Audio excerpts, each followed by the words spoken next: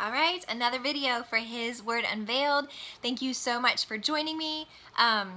This chapter today is talking about this awesome, powerful, life-changing wrestling match between Jacob and the Lord. So, what I need you to do is take some time and you go away and meet with the Lord and read Genesis chapter 32. You and God meet with him, just sit in him, sit in life, sit and do life. You and God, have at it. Be intentional, slow down, grab a hold of everything he speaks. There's so much goodness in this, and I pray that it just changes our lives today. It changes our perspectives, changes the way we do life. It just changes us. So you go do that, read that, I'm going to pray, and then we'll meet back up together. Lord, thank you for inviting us in to a wrestling match. Thank you for inviting us in to just hold to you, cling to you, just assert ourselves upon you and in you, just wanting so desperately and being able to act in this passion and this movement and wanting so much of you, wanting to know what is real, wanting to see you prove yourself to us as our God, and just being our God, and all of this to come to life and be just for real with us, personally, for real in our lives. Lord, just speak today. Teach us, allow your truth to be revealed, unveiled like we've never seen it before, like we've never experienced it before. Let it be. Lord, we are just letting this happen. Have your way today. In Jesus' name, amen. Okay, Genesis chapter 32. Okay, verse 1. Now as Jacob went on his way, the angels of God met him. Jacob said, when he saw them, this is God's camp. So he named that place Mahanaim. Then Jacob sent messengers before him to his brother Esau in the land of Seir, the country of Edom. So, okay, Jacob is on his way back home. The Lord said, okay, go back to your father's house. Go back to where you came from. Bring you and your wives and all of your children, all of your possessions, and go back to the land of your father. So that is what he is doing. In verse 4, he also commanded them, saying, thus you shall say to my lord Esau, thus says your servant Jacob, I have sojourned with Laban and stayed until now. I have oxen and donkeys and flocks and male and female servants, and I have sent to tell my lord that I may find favor in your sight. So remember, guys, Esau was pretty ticked off and having these plans to kill Jacob, and saying, super ticked off that Jacob acted deceitfully, stole his blessing on top of his birthright, and so he ran. That is why his mother Rebecca sent him away, because she caught word that Esau was planning to kill him. So Jacob knows that going back, he will be in contact with his brother Esau. So he's trying to plan all this out, planning his servants to go ahead to speak with him, just be prepared for what this looks like. So they go ahead and do what Jacob said, saying to tell Esau that Jacob is his servant. Here's all these things. We're gonna give you gifts. We're gonna do this. We come in peace. All of this stuff. Then in verse 6, the messengers returned to Jacob. So after these servants, these messengers went and spoke and were in contact with Esau. It says the messengers returned to Jacob, saying, we came to your brother Esau, and furthermore, he is coming to meet you, and 400 men are with him. In verse 7, it says, then Jacob was greatly afraid and distressed, and he divided the people who were with him, and the flocks and the herds and the camels, into 2 companies. Now, that 2 companies, that is the word that we read in verse 2, that Mahanaim means 2 companies. And he named that place 2 companies, that Mahanaim. So we will get more into that later on, if you guys pick that up, in him speaking 2 companies again. So he's freaked out. He's greatly distressed because he knows that Esau is coming. And his servant said that Esau is bringing 400 men. So that doesn't sound like a, hey, let's just get together and say, hey, how are you, and catch up. Like, that sounds like, hey, I'm bringing 400 men to take care of business. So Jacob starts freaking out. Okay, then he starts planning mentally, okay, how can I do this? How can I avoid this? So splitting it up into those two companies, he said in verse 8, if Esau comes to the one company and attacks it, then the company which is left will escape. Then here is where Jacob seeks the Lord and crying out to him. Verse 9, we see, Jacob said, O God of my father Abraham and God of my father Isaac, O Lord, who said to me, return to your country and to your relatives, and I will prosper you. I am unworthy of all the loving kindness and of all the faithfulness which you have shown to your servant. For with my staff only I crossed this Jordan, and now I've become two companies. So that's just the significance again of this place that he named Mahanaim, meaning two companies, that he is acknowledging, hey, I went all by myself. You know, it says, for with my staff only, this is verse 10, for with my staff only I crossed this Jordan, and now I have become two companies. So I went all on my own, all by myself, crossing this land, getting to where I needed to be, and now I'm coming back with all of these people, all of these things that can be split and divided into two because there are so many, two companies, that there's so much more he's coming back with, naming that place, acknowledging that, but now using it in his fear and saying, okay, how can I do this? How can I divert, you know, this attack and what he is assuming that Esau is coming after him about? And he is crying out to the Lord. Now, when he cries out in verse 9, he says, O God of my father Abraham and God of my father Isaac. So he is approaching God as his father's God and his grandfather's God. He is saying that he is himself is God's servant, but he is not crying out that God is his God. And that's important to pick up on because we'll see it later, just that growth and how he is drawn more intimately to the Lord, and his approach is different in responding to the Lord. But in this, O God of my father Abraham and God of my father Isaac. So then he brings out, you said return to your country. You said that you will prosper me. You know, he says, you have been with me. You have given me all of this, all that I have. In verse 11, he continues, deliver me, I pray, from the hand of my brother, from the hand of Esau. For I fear him, that he will come and attack me and the mothers with the children. So he is expressing this fear. He's saying, God, like, I'm afraid. I'm afraid that he is going to attack and he is going to hurt my wives. He's going to hurt me, that this is going to change things. And then he jumps in verse 12, claiming the promises of God. He said, for you said, I will surely prosper you and make your descendants as the sand of the sea, which is too great to be numbered. So we see this faith. We see this, hey, I know that you are the God of my grandfather and you are the God of my father. And you promised me this, that you would prosper me, that my descendants would be so numerous, numerous as the sand. He's claiming these promises. He's saying, I know this is what you said. So I'm afraid right now, and you need to do something about it. You need to help me out. I'm crying out to you for you to do something about this and in this. So Jacob ends up spending the night there. Then he wakes, when he wakes up, he splits up these, he's got all of these people, all of his stuff divided, and he sends these groups ahead of all of these oxen, all of these sheep, all of these gifts that he is giving to Esau, because he says, hopefully this will appease him. So by the time he gets all of these gifts from me, then he'll forget about wanting to kill me. So he's being very strategic in his planning in this. He's very strategic in saving his life and manipulating this situation in sparing his life. So, okay, so all that is done. So along this journey, he's got people sent ahead of him with these gifts. So they're way ahead of him. And then his plan is then when Esau receives them and finally gets to him then. So he is clear in the back with his wives, with his children. So let's see, where is it?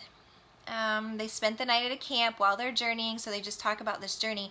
And verse 22, now he rose that same night and took his 2 wives and his 2 maids and his 11 children and crossed the ford of the Jabbok.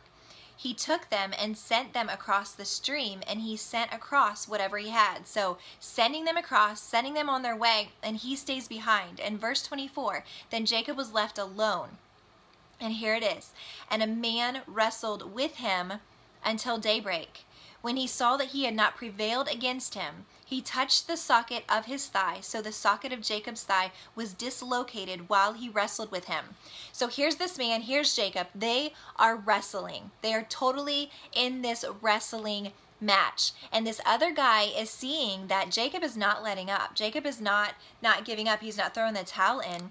And so this man touches the socket of his hip and it dislocates. He dislocates it. And even after then, though, Jacob does not quit. Jacob does not give in. He keeps at it. He keeps wrestling. In verse 26, then he said, so this man is saying, let me go, for the dawn is breaking. But he said, so Jacob responds and says, I will not let you go unless you bless me. So he said to him, what is your name? And he said, Jacob. Verse 28 says, he said, so this is what the man is speaking to him. Your name shall no longer be Jacob, but Israel. For you have striven with God and with men and have prevailed. Then Jacob asked him and said, please tell me your name. But he said, why is it that you ask my name? And he blessed him there. So Jacob named the place Peniel, for he said, I have seen God face to face, yet my life has been preserved. Now the sun rose upon him just as he crossed over Peniel, and he was limping on his thigh. Therefore to this day the sons of Israel do not eat the sinew of the hip, which is on the socket of the thigh, because he touched the socket of Jacob's thigh in the sinew of the hip. Okay, guys, this is like slam-packed, full of truth. Like, this is crazy stuff. So I don't even know where to start. Okay, he's left alone. He's wrestling with this man. So an important thing, significant thing to point out here is that they are wrestling. So this isn't a throwing punches kind of fight. This is a wrestling where they are holding on to one another, asserting themselves with one another. They are pushing, they are forcing, there is contact, they are touching, they are moving, and they are connected by touching the other person. They are in with every movement of the other person. That's so important to see here, that this wasn't a fist fight. This wasn't a knife fight. This wasn't a street fight. This is a wrestling match. This is a hands-on, full contact, full intimate wrestling match. I mean, they are close. They are up feeling each other's breath and feeling every movement that's taking place. Jacob refuses. Even when he dislocates his hip, he continues. He perseveres. He pushes on. He is absolutely 100% determined to be blessed by this man. The man says, let go, and he says, I will not unless you bless me. When you bless me, that is what I want out of this situation. Bless me, and I will be satisfied. That's what I want out of this. Okay, so then is the name, the whole name change. This is so good. So he says, what is your name? And it's Jacob. And he says, no longer will your name be Jacob. Now I'm going to jump over to Genesis chapter 25. If you want to flip over there with me, that is when Rebecca has Jacob and Esau. And it speaks of Esau coming out forth red and hairy, and then Jacob. And Jacob's name means one who takes by the heel, or that word that I can never say right, that supplant or supplants. One who supplants, if I'm saying that right. I can never say that word. So here are the definitions of that word supplants, if that's how you say it. Wrongfully take the place of another, so to replace by force, to supersede, especially by force or treachery, to take the place of another as through force, scheming, strategy, or the like, to trip or to trip up or overthrow. That is what the name Jacob means. And we see that he did that in all those things.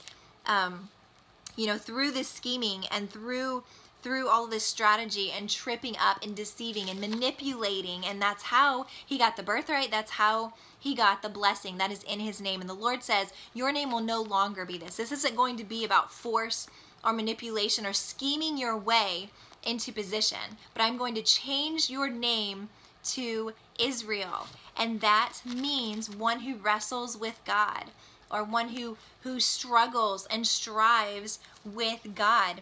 And I'm pulling up all these words and just random words, and here are a few that that came about from this, from the word Israel and what this means. So there's wrestles, strives, holds fast, contends, to stand face to face something, to persevere, to fight vigorously, to achieve, to be determined. All of these words are coming out of this word, this name that Jacob was given, that had been given, this change in that your name is no longer Jacob, but it is Israel. So Jacob is being changed from this schemer, from this person who forces his way into position, to this one who is willing and determined and passionate to wrestle things out, to figure out what's going on, and wrestling with what his life is all about, what his purpose is for his life. Who is he? Who is God? Wrestling this out. Hands on, holding fast, wanting the truth, refusing to let go, refusing to give up. For real, all in mentality. Like that's what's happening, and that's what his name is changed to, is Israel. Sorting out, being authentic. It's this authentic moment of just wanting to know, wanting to be, wanting this to be for real, determined to see how real this is, how real God is, how real this covenant is, how real this moment is, and wrestling with this man who is now blessing him, and blessing him with this new name, blessing him with more than he can even imagine, and calling him, charging him out with this blessing. And his name was changed because he had striven with God, with men, and had prevailed, is what verse 28 what 28 says. Then he realizes that this man that he's wrestling with is God. And he says in verse 30, I have seen God face to face, yet my life has been preserved. So another super cool thing that the Lord just poured in my heart through this passage is the fact that God chose to dislocate his hip. He didn't give him a black eye. Like, again, it wasn't this fist fight. Like, they weren't just throwing punches around. He didn't give him a black eye that just would go away. That it would just, here, it's a visible thing. It hurts, but it goes away, and you're fine, and there's nothing to ever, be remembered by it. But dislocating the hip is a permanent reminder. It's a permanent reminder of the power of that moment, of wrestling with God, of that encounter that Jacob had with the Lord. He's crying out, standing on these promises, saying, God, you said this, and you said you'd prosper my way, and you said that you would bless me, and you would do all these things. And then we have this ushering in when he's finally alone. He's left alone. There's nobody around. And you think back to when at Bethel, like this is what happened when he was all by himself, when he was away from all of these opportunities, these temptations, these just being around Esau and all of that drama and the manipulating and just being the comfort of his family, the protection and whatever, whoever, whenever. He was left alone, and that's when he encountered the Lord and had that dream, saw that ladder, named that place Bethel. That was his first encounter with the Lord, and now we see this other one when he's left alone. Like, we can't miss that. These two encounters that Jacob has are experienced when he is left alone, when he is by himself, where it's him and God, like the beginning of all of these videos. When it's you and God, that's where things happen. That's where God reveals himself. That's where God comes, and you can see him, and you can taste him, and you can be with him. That's when you can receive things. That's when everything else is blocked out and away. When you discipline yourself to be alone with the Lord, he will meet you. He will speak to you. He will bless you.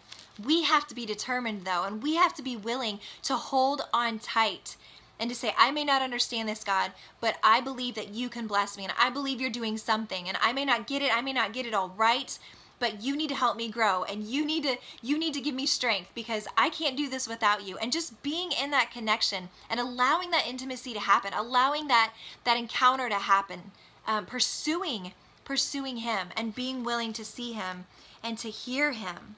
And to hear him speaking life and speaking change into us, speaking a new name into us, speaking purpose into us, speaking his love into our life and into everything that we do. May everything be consumed and changed and moved by those intimate moments, those intimate encounters that we are willing to sit down and rest in and have with God, so that we can grow, so that we can see, so that we can be changed.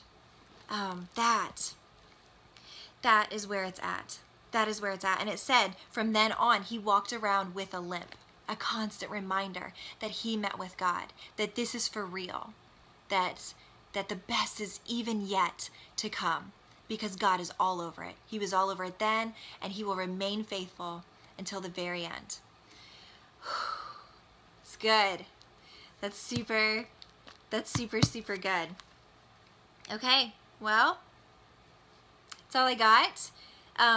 Go meet with the Lord. Oh my goodness, after reading chapter 32, go meet with the Lord. Just have some more quiet time with him. Get alone like Jacob did, and wrestle whatever it is out that you want with the Lord. Just desire and be determined and focused on being blessed by him. And through that blessing, the way we reach that blessing are those moments that we get alone with him, are those moments that we are seeking him, that we are resting, that we are being still long enough to hear him speak and to see what it is. You know, the fact that he's right there in front of us, he's all around, he's present, he's alive, he's moving, he's working. It's for real. Thank you for walking this out with me. I'm going to end on that note. Thanks so much, guys, and hit up my next video. See you soon.